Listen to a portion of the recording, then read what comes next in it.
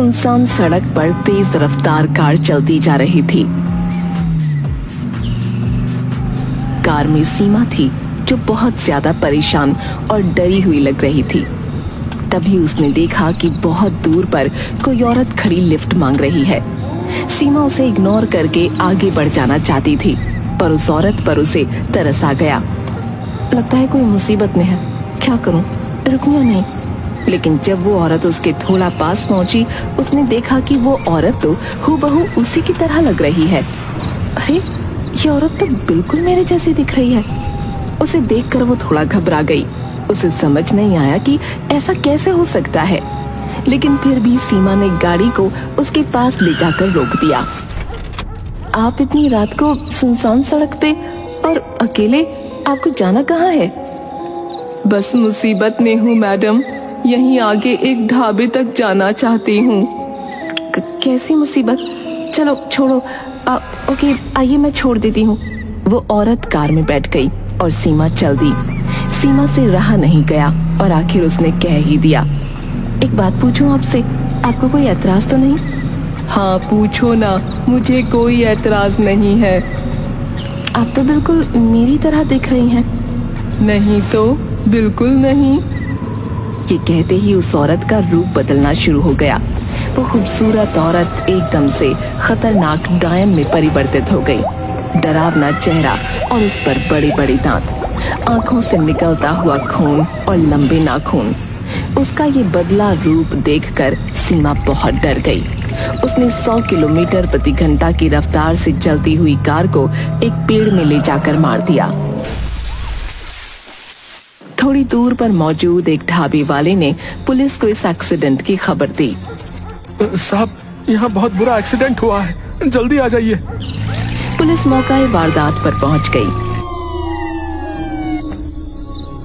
और लाश को पोस्टमार्टम हाउस पहुंचाया गया। अब बारी थी डॉक्टर आनंद को बुलाने की। काफी रात हो चुकी थी, लेकिन उधर आनंद सो नहीं पा रहा था। उसके कानों में उसकी पत्नी के आखिरी अल्फाज गूंज रहे थे, वो डायन मुझे मार डालेगी, वो डायन मुझे मार डालेगी। पर आनंद को डायन जैसी चीजों पर कोई विश्वास नहीं था। उसे लगता था कि उसकी पत्नी पागल हो गई थी। आनंद सोने की कोशिश कर रहा था, पर तभी उसका फोन बजा। हेलो, हाँ बताइए इंस्पेक्टर साहब, इतनी रात में कैसे याद किया? आपको तो एक ही चीज के लिए याद किया जाता है, एक औरत का एक्सीडेंट हुआ है, आइए पोस्टमार्टम करिए। अरे यार, अब इतनी रात में मैं अकेले काम करूं पोस्टमार्टम हाउस में? अरे नहीं नहीं, मैंने आपके लिए एक इंटर्न को भी बुला लिया है, अब फटाफट आइए। अच्छा आता हूँ। इंटर्न को बुलाया ना, अकेले में काम करना मुश्किल हो जाता है। हाँ सर, इंटर्न बस कुछ देर में पहुंचता ही होगा। आनंद उठकर तैयार होता है और हॉस्पिटल की तरफ निकलता है। गाड़ी ड्राइव करते हुए सुनसान सड़क पर अचानक से आनंद के कानों के पास से एक तेज हवा का झोंका गया और आवाज गूंजी, मैं डायन तेरी पत्नी को मार डालूंगी। आनंद डर गया और गाड़ी डिसबैलेंस होते होते बची। अरे ये मुझे क्या हो जा रहा है? शायद नींद की झपकी लग गई, उस वजह से ये हुआ। वेकअप आनंद, वेकअप। उसके बाद आनंद पोस्टमार्टम हाउस पहुंचा। रात के सन्नाटे में पोस्टमार्टम हाउस कुछ ज्यादा ही डरावना लग रहा था। बाहर बैठा चौकीदार सो रहा था। राजू, अरे लाश आ गई क्या? हाँ क्या? अरे डेड बॉडी आ गई क्या? मैं डॉक्टर आनंद हूँ, पोस्टमार्टम करना है। अरे मुझे नहीं पता, मुझे सोने दो। अजीब है। आनंद अंदर जाता है तो देखता है कि सामने लाश पड़ी है और वहीं पर एक इंटर्न खड़ा हुआ है। हाय सर, मेरा नाम रमन है, मैं इंटर्न हूँ। मैं आपके साथ काम करने के लिए बहुत एक्साइटेड हूँ। आनंद उसकी बात का कोई जवाब नहीं देता और एक सिगरेट जलाकर अपने मुंह में लगाता है। फिर वो लाश को देखता है और कहता है, हाँ तो क्या नाम बताया तुमने? रमन। ऐसा करो, पोस्टमार्टम शुरू करो, मैं तब तक सिगरेट पी लूं। Okay sir. आनंद खिड़की के पास जाकर खड़ा हो जाता है और सिगरेट पीते हुए बाहर देखने लगता है। इधर रमन उस लाश के पेट में कट लगाता है और वो ये देखकर हैरान रह जाता है कि लाश के पेट में कोई इंटरनल ऑर्गन है ही नहीं। रमन बहुत घबरा जाता है और आनंद को बुलाता है। सर यहाँ ये जल्दी, ये देखिए, इस लाश के अंदर तो कुछ है ही नहीं। क्या बकवास कर रहे हो? रुको, आता हूँ। आनंद जैसे ही लाश के पास पहुंचता है तो अचानक से बाहर मौसम बिगड़ने लगता है, जिससे खिड़की दरवाजे बहुत तेज हवा से हिलने लगते हैं और लाइट भी चली जाती है। ओहो, लाइट को भी अभी जाना था। मोमबत्ती या इमरजेंसी लाइट वगैरह कुछ हो तो जलाओ। Okay sir. रमन मोमबत्ती जलाता है। अब जब आनंद उस लाश को देखता है तो उसके कहीं कोई कट ही नहीं लगा होता। वो रमन को डांटता है। कोई कट तक लगाया नहीं है बॉडी में और बातें बना रहे हो। अब रुको 1 मिनट, मेरी गाड़ी में शायद टॉर्च पड़ी है, मैं लेकर आता हूँ। ऐसा कैसे हो सकता है? मैंने तो कट लगाया था। आनंद बाहर टॉर्च लेने चला जाता है। इधर रमन लाश के पास खड़ा होता है। तभी वो लाश अचानक से रमन का हाथ पकड़ लेती है। रमन चीख पाता उससे पहले ही वो लाश उठती है और उसकी जुबान बाहर खींच लेती है। रमन तड़पने लगता है।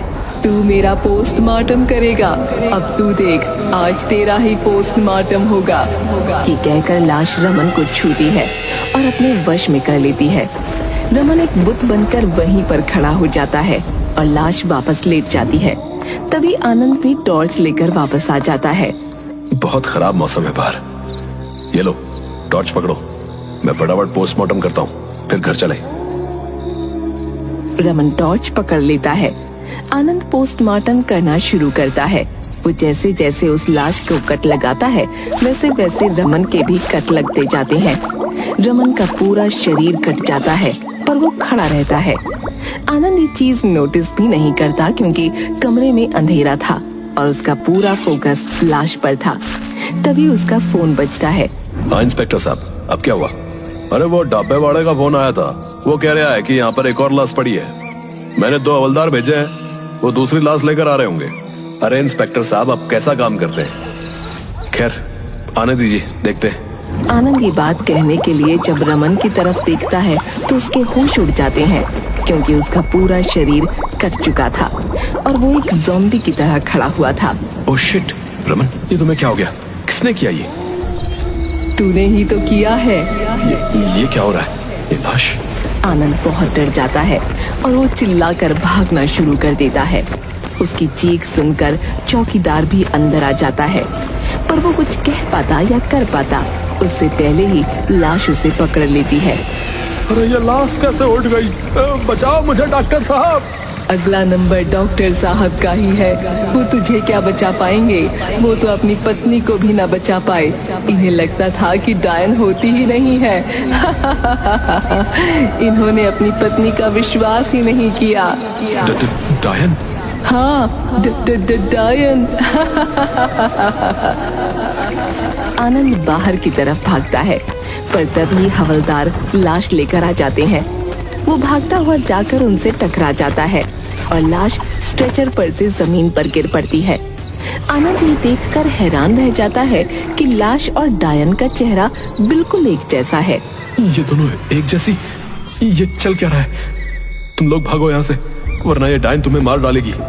वो लोग कुछ समझ पाते उससे पहले ही वो डायन पोस्टमार्टम हाउस के सारे दरवाजे बंद कर देती है और आगे बढ़कर आकर उस लाश को छूती है। उसके छूते ही वो लाश उठकर खड़ी हो जाती है।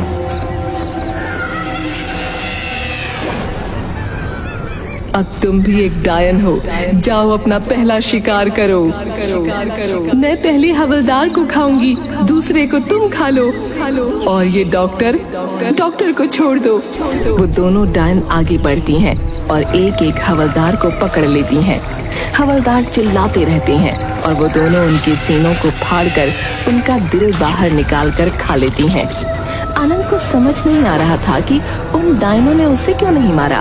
वो अपने सामने ये सब होता देखकर बर्दाश्त नहीं कर पाता और उल्टियां करते करते बेहोश हो जाता है। कुछ महीने बाद